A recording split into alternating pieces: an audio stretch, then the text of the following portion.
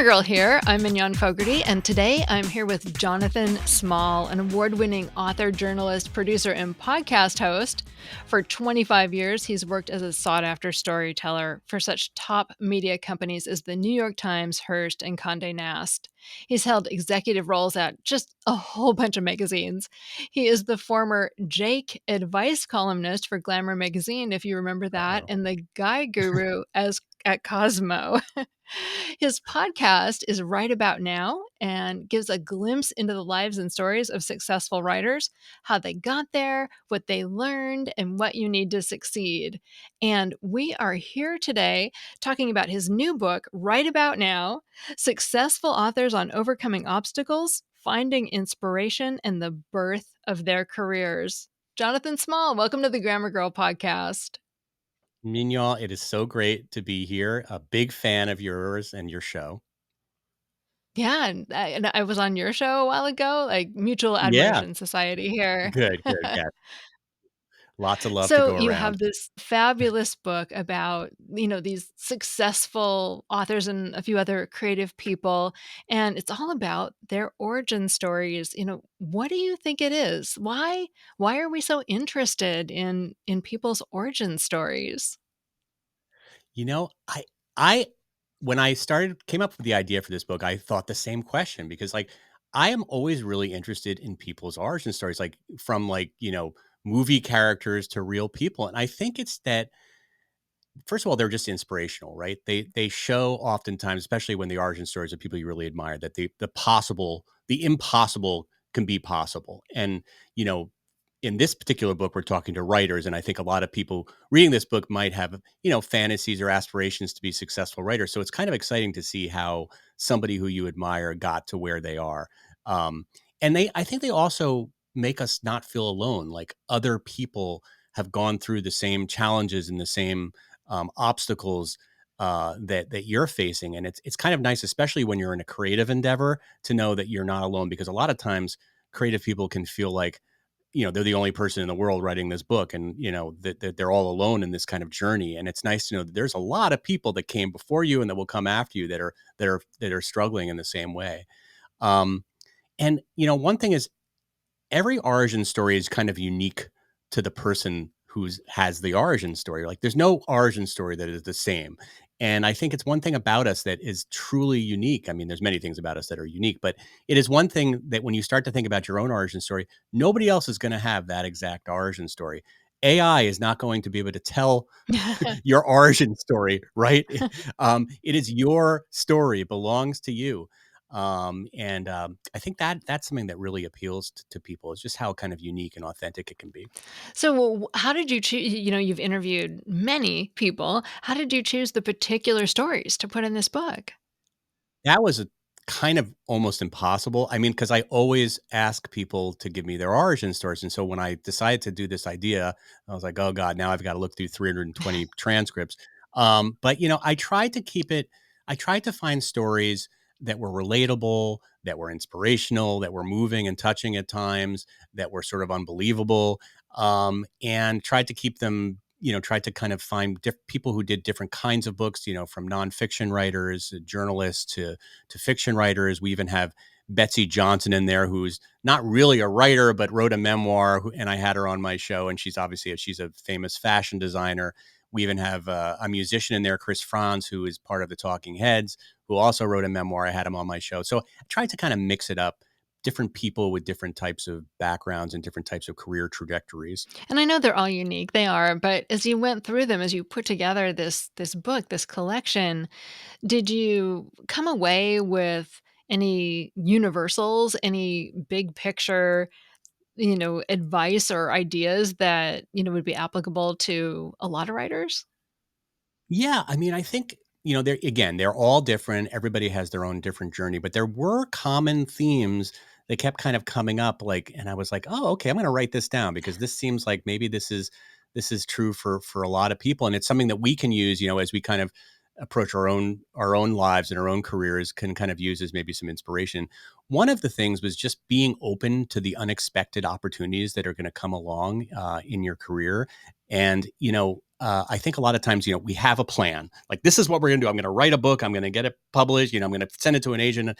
And yet, a lot of the people who are very successful, it didn't really happen in a linear way like that. Like, it was unexpected things happen. I mean, I have one writer on my, in the book, Max Brooks, who wrote World War Z and wrote the Zombie Survival Guide. He was on this total path. He's the son of Mel Brooks, right? So there was always this expectation that he'd be this really, and he is. He's a very funny guy, but that he would basically be his father. And, he was on this path that he didn't really want to be on, which was to be this comedy writer working in comedy, writing rooms, which was really not his thing. And he even got a job at SNL, and it was just, he was miserable. I mean, he thought he was living the dream that he wanted. And then all of a sudden he had this idea to write something about he was really interested in, which was a book about zombies, about how to survive a zombie apocalypse. And he wasn't going to write this in a funny way. This was going to actually be a real book about what somebody would do if there was an actual zombie apocalypse. And at the beginning, all the people were like, "Oh, this is funny." Even his agent was like, "Oh, this is great. We'll market this as a joke." And it wasn't. It turned out it wasn't a joke. So when they released the book and they kind of positioned it as a joke book, it didn't find any didn't find anybody to read it. Like, it was kind of a little bit of a flop because they had kind of marketed it the wrong way. So Max took it upon himself. So, I guess he was listening to Dee Snider, who is like a rock and roll star. I think he's like from a big hair metal band, but the Dee Snider is very into like zombie stuff and comics and stuff like that. And he was listening to a podcast once that Dee was doing and said, I'm going to call Dee and see if I can be on a show, because that's the audience that I want to be in front of, and that's the audience that will really respond to it. He was on Dee Snider's show, and the book just completely took off. It was like an unexpected. It wasn't the path. It was a different route that he decided to take, and it really paid off. So that's one thing that I noticed. You know, Sort of maybe a little more obvious, but sort of one that kind of follows almost the trajectory of a hero's journey, tale, and that you see. But it really is true in real life too, that it's really taking a leap into the unknown. That the good origin stories are people who were planning to do one thing and were sort of in their ordinary world and were kind of in a safe place, and then they just decided to completely take a risk and do something that was way out of their comfort zone, like write a book. And sometimes it pays off. And in these cases, it really did pay off. But I think we forget that even the greatest writers that we love, they were terrified to write their first book. Like, they had no confidence that this was going to be a big success. And so that was something that really struck me as a chord with me, is like, you got to take a risk. You've got to leap off the deep end. That was one thing that jumped out at me too, is that people were saying, so many people in your book said, "I had no idea what I was doing." Yeah. I mean, we had like this guy, J. Todd Scott, who's become this huge best-selling kind of crime. He was a DEA agent. I mean, he had no business, right, being a writer. But he had this incredible experience as being a DEA agent and going undercover and, busting all these drug dealers and stuff. And so he did that writing, what is that called? The Oh, yearly writing NaNoWriMo. competition. He did a NaNoWriMo. Yeah, he did a That's NaNoWriMo for people, and that's just National Novel Writing Month, where yeah, you write 50,000 words in 1 month on your novel. right. And you have a community that's sort of supporting you, but there's really no motivation other than yourself to get this thing done. And he just went to a completely different place in his career or in his life, a place that he wasn't comfortable with being a writer. He had so many stories that he wanted to tell. And he did this month of writing this novel, what came out of it was his first novel, and then he went on to have a very prolific sort of second career as a crime novelist. So yeah, that leap into the unknown is so important. Also, just not letting rejection get in your way. I think a lot of us are so scared of rejection that we won't even take that first move, just because the fear of actually what might happen. And most of the writers that are in this book that are successful got terribly rejected. I mean, Kristen Hanna, who is like, wrote The Nightingale, one of my favorite books, and now has a bestseller called The Women Out. She wrote a book, and this agent told her, well, you don't really know how to write a novel. So when you come back when you really understand how to write a novel, and then, we'll talk. And I mean, that might have like sidelined a lot of people, like an agent telling you, you don't really know what you're doing. And it didn't. Like she actually, after she got that note, she said, okay, well, if I don't know how to write a novel, then I'm going to read all my favorite novels and I'm going to study their structure and see what they have in common. And she bought all these kind of best-selling novels and then kind of cobbled together this kind of what she thought was a formula that would work. And now she's one of like the most prolific bestsellers working today. Yeah. I don't remember And then what the last, go ahead. I don't remember which author it was that you featured. I don't remember the name, but there was one who had been rejected like hundreds of times, and I was impressed because she was like, "It never occurred to me that it wouldn't work out." And I was like, "How could you Yeah, like that?" some That's people, an astonishing confidence. I know. I think, yeah, I think just knowing that other people have been rejected is enough. And it can be enough sometimes in some cases, just kind of keep you motivated. Because listen, I have been rejected so many times in my own career. I mean, my first book idea, we went out with it, was rejected 50 times. I didn't even sell that book. So, it was a great book idea that I thought was a great book idea. I had a really good agent. We went out and I got 50 rejections from every major publishing company in the world. And I just said, you know what? Okay, maybe this idea wasn't ready yet, or it's just, it's not my time yet. And I went out and wrote another book. And honestly, that book, that experience of writing that first book, I've used a lot of that on my Substack. I've repurposed that content, and it's worked in other ways. Like I just got that one of the stories that I wrote for that book that got rejected was just like sort of re-substacked on a major Substack guy, this guy Rob Henderson, put it as recommended, and I got like thousands of views. So it wasn't really a waste of time, and I didn't let even. And listen, I'm not going to lie. Like when I got those rejections, that was hard. That was hard to take. But I kept going, and I think you just got to do that and know that there have been many rejections. And the other thing is just luck. Like I think we discount luck in all this. Like you're gonna have, and hopefully, knock on wood, you're gonna have some luck, right? You're gonna have some bad breaks, but you're also gonna have some lucky breaks. And I mean, I think a lot of people just they you can't discount the sort of role of luck in your career and in the success of your career. I mean, I had mentioned the Talking Heads drummer Chris Franz, and I mean, basically, the Talking Heads were great. We all we liked them, but they didn't really have like any big hits. But when they moved to New York City, they got a job opening up for the Ramones, and as a sort of openers for the Ramones, this is just a lucky break. Like the Ramones didn't even Ramones actually wanted them to open it because they thought the band wasn't that good, so they wouldn't steal that much thunder from their own act, right? And like, look at what that got them. Just opening up for the Ramones, all these people started to see them and know about the Talking Heads, and they became this. It also happened to be that the club across the street that they ended up, where they lived, it was just across the street, was CBGB's, which ended up being the sort of like most famous, iconic, punk rock and roll club of the 70s and the 80s. So all this luck was involved in their success too. So don't discount luck. You're going to have some luck. It's going to be there. That was another theme throughout the book that it actually surprised me is how many people seemed motivated by this strong desire to get to New York City. And I was wondering if that was like Yeah, a generational thing. It doesn't seem to me like that's such a I mean, New York's cool. I I know. love Well, New York, that's but definitely, I do too, but us West Coasters, yeah. I mean, look, I'm actually from New York. I have a lot of most of my career I spent in New York. I grew up, in the time, or my beginning of my career was all the publishing industry, and that's where everything was. And I think there was a time when New York meant, publishing, and that was the big leagues, the sort of Mad Men days, for advertising, And I think there was a sort of glamorous association with New York, and I don't think that's true anymore. I don't think it matters where you live. A lot of the agents are still in New York, but by the way, they all work from home anyway. So it's not like there's some big avenue somewhere where all the publishers and or, like there was back in the old days. yeah. But it is interesting. But I think that idea of aspiring to go or be somewhere that where you aren't is kind of, I think that's very motivational for people. People used to say, I'm going to come to Hollywood to make it as an actor. But again, you don't have to really go to Hollywood anymore to be an actor. You can make a really amazing TikTok video or do a YouTube channel and find your success that way. So, but I think there is something, maybe there's a psychology behind kind of setting up a destination for your goals. Yeah. Yeah, the book is just filled with wonderful anecdotes like the Talking Heads one and the Max Brooks one.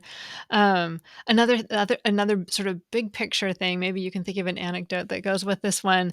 I was struck by how bold they all were, how just audacious that they would just the people in your book, they would just call up and ask for jobs, pitch Yeah. not like their local paper, but the New York Times.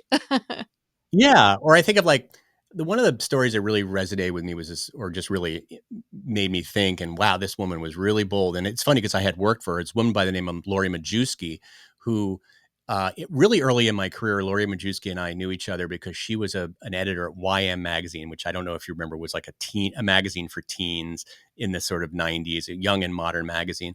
And I had written for her, but I didn't know her story. And this woman, I mean, she was basically from a kind of poor working class neighborhood in New Jersey. Had her parents had no sort of connection to writing her, but she loved Duran Duran. Like she had this love affair with Duran Duran, and she would take. She decided that she was going to be Duran Duran's like scribe. Like she was going to write everything about Duran Duran, and she was going to be their biggest fan, and she was going to and nobody was going to stop her. And so when she, she basically would set up, and like it or not, she would set up camp like outside of Duran Duran's hotel room, and they would come out and she would explain that she was a journalist. And I think she was like 19 or 20 at the time, and just say, hey, can I get a few quotes?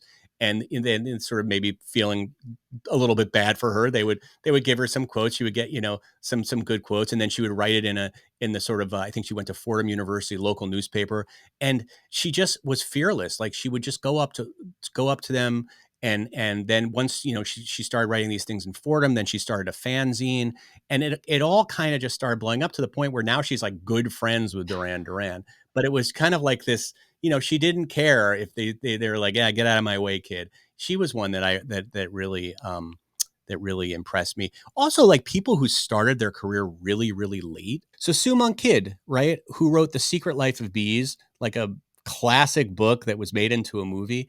She was a nurse. She didn't start writing until she was 50 years old. And I think that idea that, like nobody's going to tell me I can't be a writer. Like I don't care how old I am. Start writing books. And not only did she start writing books, but she wrote books that are like beloved and considered like some of the great books of her generation. I think that's really cool.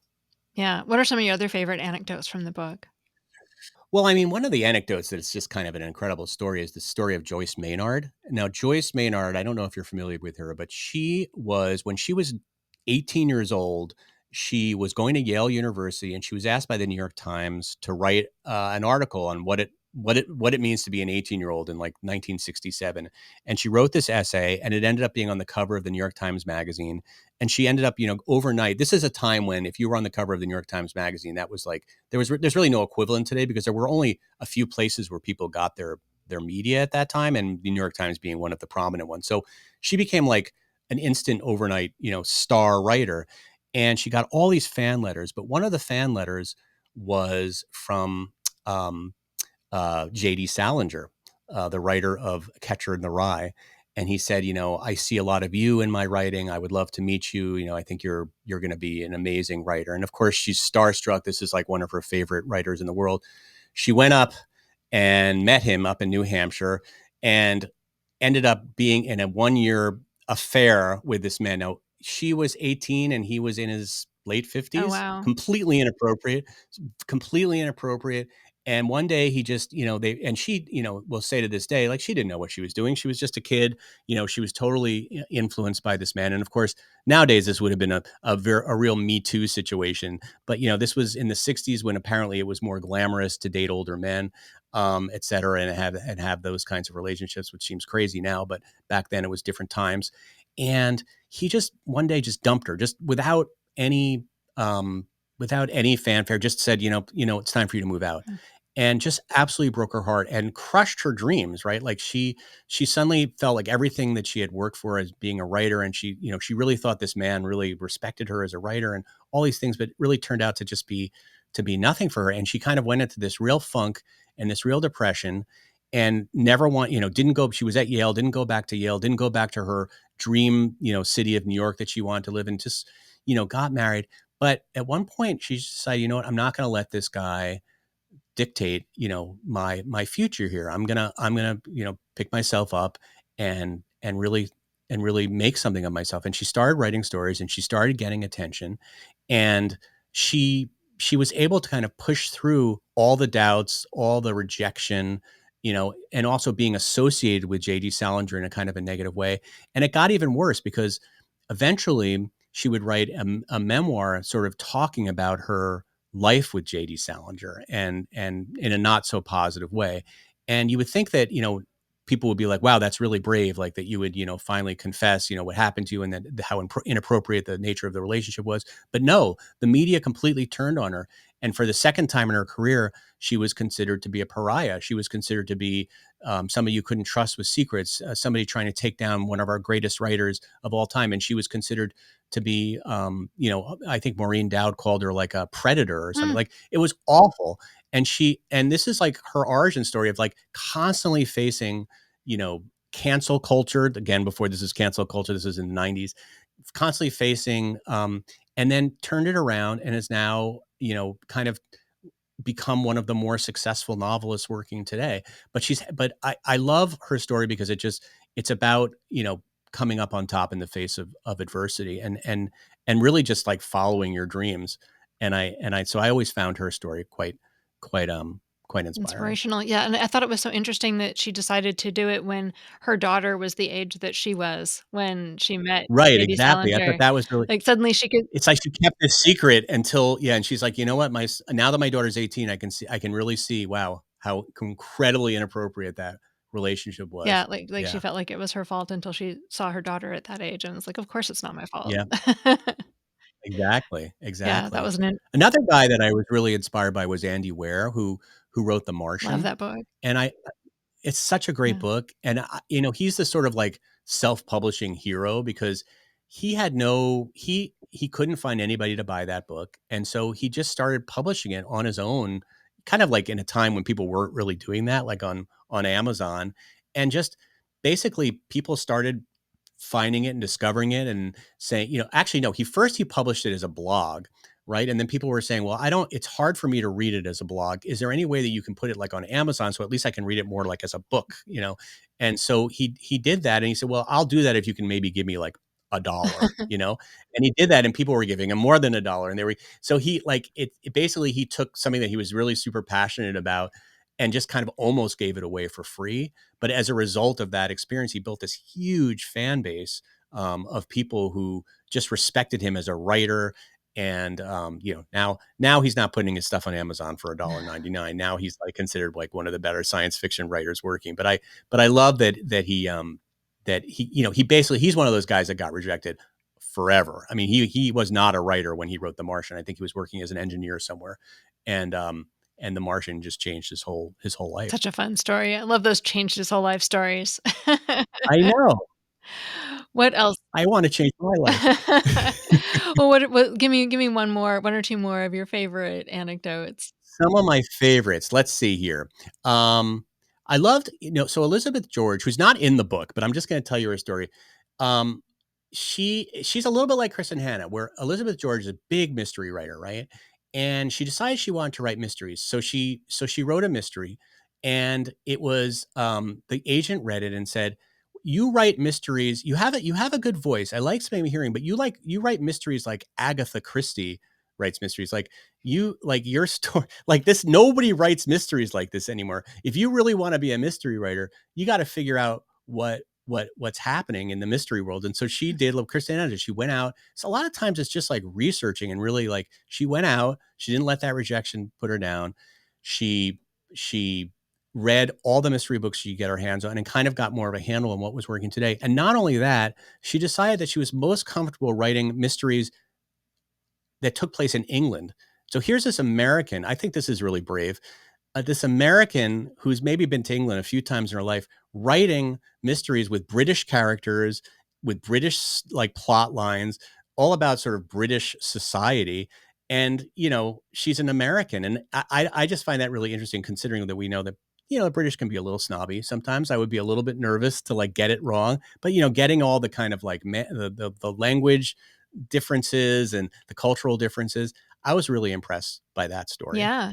We have Um, another guest this let me season who has a whole book about writing an identity not your own, and that's not one we talked about, but it is imp there are many cultural differences that you have to get right or you'll get called out for getting it wrong. Right? It's Very incredible. brave. Um, Let me think of another one that I really, really liked.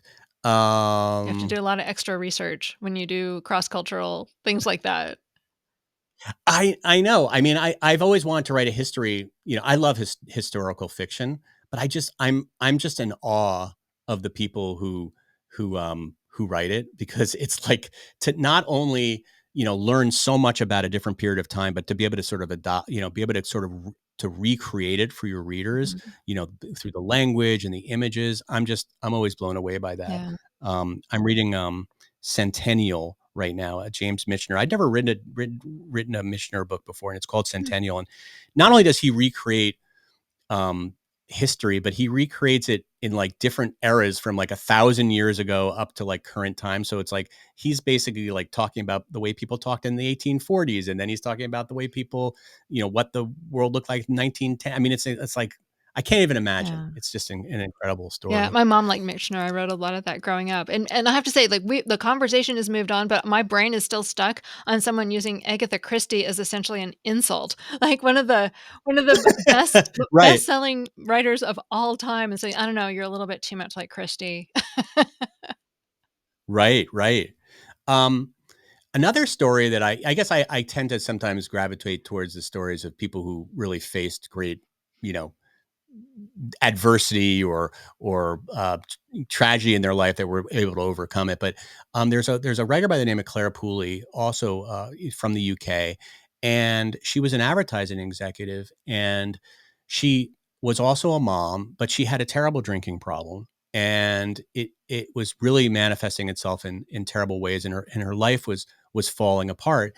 And she started, as a sort of form of therapy, she started writing a blog called, Confessions of an Alcoholic Mm, Mother.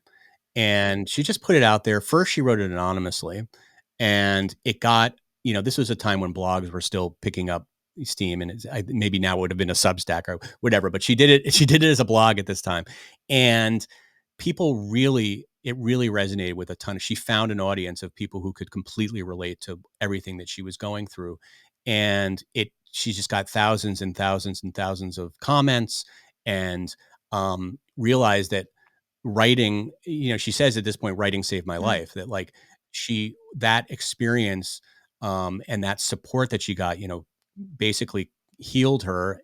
It got her sober, and she transitioned into being a full-time writer. So I always thought that was a really amazing story. Yeah, it was the story of what sort of shook her to take that action. She was drinking wine from a coffee cup in the morning, and she looked down and saw it had, I think it said "World's Greatest Mom," and that was when Yeah, she it's so realized depressing. she had a problem. Yeah, sometimes it takes moments like that. Yeah, it's quite Exactly. a moment.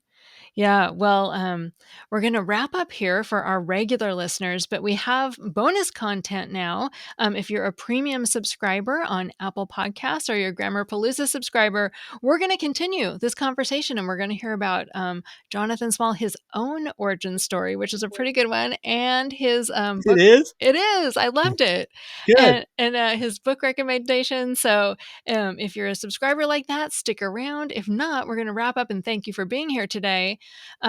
Jonathan Small, your book is right about now. It's an inspirational story of really great best-selling authors and their origin stories. Tell people where they can find you. You can find me. I have writeaboutnowmedia.com as my website. The book is available in all places you can buy books. It's available at Amazon. And you can also check out my podcast, which is called Write About Now. I'm staying very on brand. I just decided I had all these fancy titles for my book, and I was like, you know what? I'm just going to keep it to Write About Now because it kind of works with the subject matter anyway. It does, and it's a great book. So thanks Thank for you being so here much. today. That means a lot coming from you, from the grammar girl herself. Thank you.